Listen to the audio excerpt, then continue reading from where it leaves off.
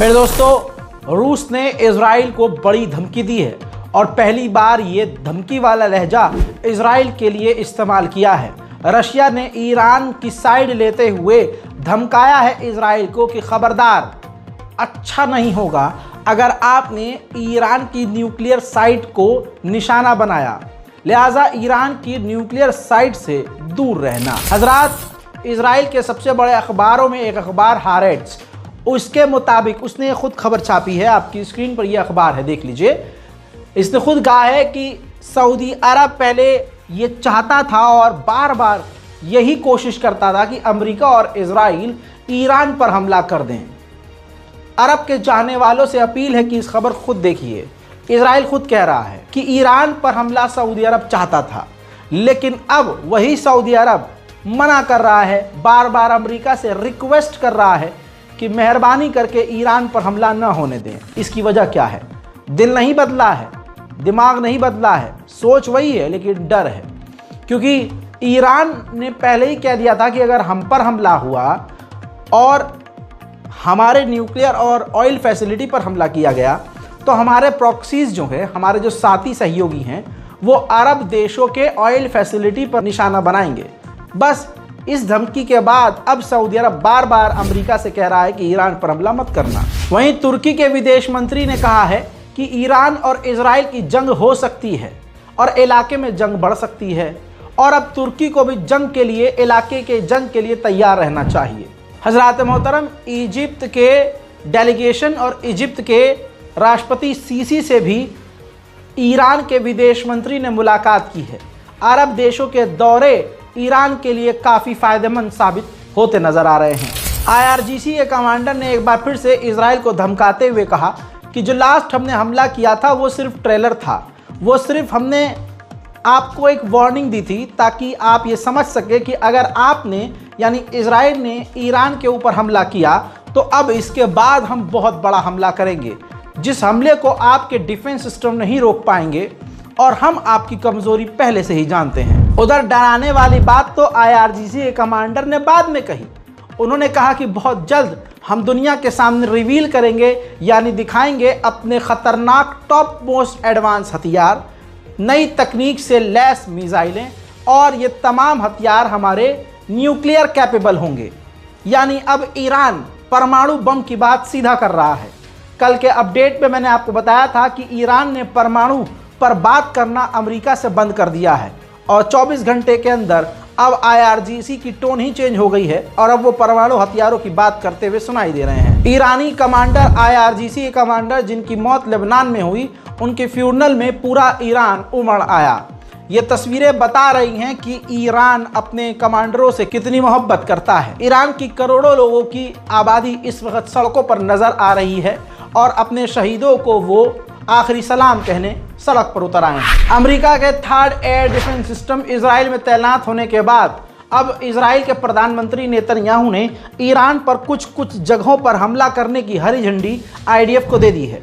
वहीं आपके सामने अब वो तस्वीर भी दिखा रहा हूं जहां पर अमेरिका के third air defence system Israel में अमेरिकी सेना के साथ तैनात है और वहां इजराइल के प्रधानमंत्री नेतन्याहू पहुंचते हैं और उस जगह का दौरा कर रहे हैं। मेरे दोस्तों, एक्सपर्ट ने अमेरिका को वार्न किया है कि जितनी जल्दी हो सके इराक से अमेरिकी फौजियों को निकाल लें, क्योंकि अगर इजराइल और ईरान की जंग होती है तो फिर ईरान के समर्थक ग्रुप इराक में अमेरिकी बेसिस पर हमला करेंगे और अमेरिकी सेना को नुकसान होगा और न चाहते हुए भी अमेरिका इस जंग में घसीटता चला जाएगा। UN के लिए ईरान के प्रवक्ता ने सिनवार की मौत पर कहा है कि यह्या सिनवार की मौत से रेसिस्टेंट फाइटर्स कमज़ोर नहीं बल्कि और मजबूत होंगे। हमेशा ऐसा होता है, जब मैं अपडेट देता हूं तो आधे सब्सक्राइबर्स को ये लगता है अरे रज़ा भाई आपने जल्दी कर दिया, आपने बहुत जल्दी बता दिया यार, ऐसा थोड़ी ना होगा। ऐसे ही हसन नसरुल्लाह के वक्त भी आप लोगों ने किया था। कम से कम अगर आप मुझे देख रहे हैं तो भरोसा कीजिए और आंख बंद करके आप कर सकते हैं, क्योंकि मैं गोदी मीडिया नहीं हूँ। हमेशा मैं सबसे पहले आपके सामने आने की कोशिश नहीं करता हूँ। अब चीज़ें हमने और हमारी टीम ने बदल दी है। हम अब आपके सामने खबर लेके आते हैं जब चीज़ें कंफर्म होती हैं।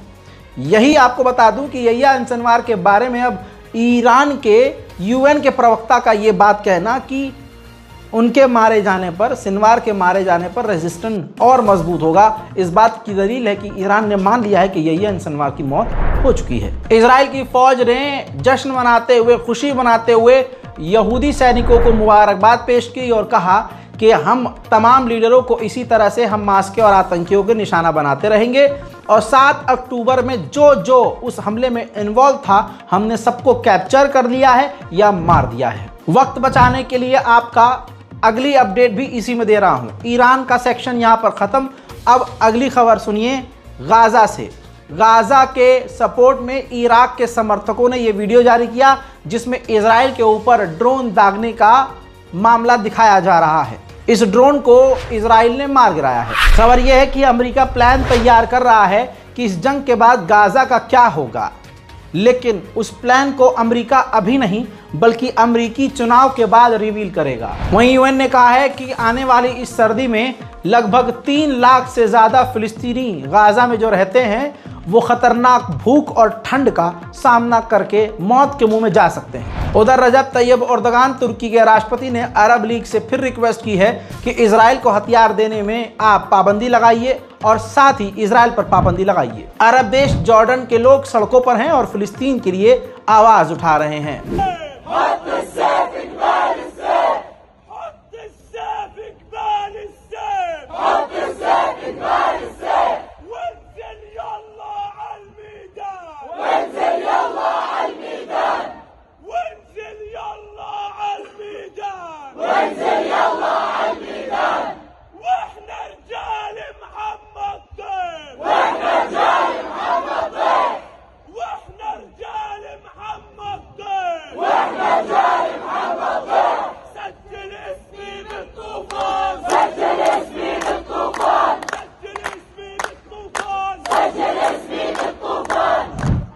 अमेरिका में फिलिस्तीन के समर्थकों ने बिलबोर्ड्स जो सड़कों पर लगे होते हैं उनको हैक कर लिया, फिलिस्तीन का झंडा लगा दिया, डेथ टू इजराइल के नारे लिख दिए और फ्री फिलिस्तीन लिख दिया।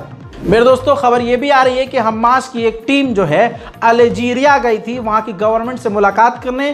कहा जा रहा है कि गाजा के बाद अब हमास अपना हेड ऑफिस अल्जीरिया में बनाएगा। गाजा के अंदर जबलिया रेफ्यूजी कैंप को इजराइल के सैनिकों ने मिलिट्री बेस बना लिया है और इसकी तस्वीरें खुद क्लिक करके सोशल मीडिया पर इजराइल के फौजियों ने डाली है। उधर मेरे दोस्तों, यमन के लड़ाकू संगठन कमांडर यहिया सारी ने धमकी दी है कि इजराइल के ऊपर अभी हम और बड़े हमले करेंगे, इतने बड़े हमले कि उसने सोचा भी ना होगा। देखिए,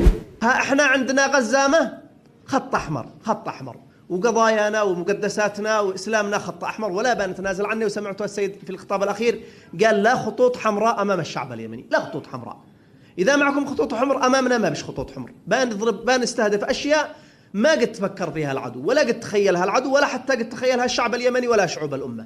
وبنصل إلى مرحلة بإذن الله وبقوة الله في المرحلة الخامسة والسادسة إذا وصل العدو عدواني على غزة يعني يكون هناك مواقف ما يتخيلها حتى اليمنيين نفوسهم ولا يتخيلها حتى الأمريكي. मेरे दोस्तों, फिलहाल के इस अपडेट में इतना ही। इस रिपोर्ट को शेयर कीजिए, हमारे चैनल रज़ाग्राफी अनस्क्रिप्टेड को सब्सक्राइब कीजिए और नेशनल प्राइम टाइम के लिए हमारे मेन चैनल रज़ाग्राफी पर जाइए जिस पर हिंदुस्तान में क्या हो रहा है, क्या खबरें चल रही हैं, वो तमाम अपडेट्स के लिए नेशनल प्राइम टाइम के लिए रज़ाग्राफी पर जाइए। जय हिंद।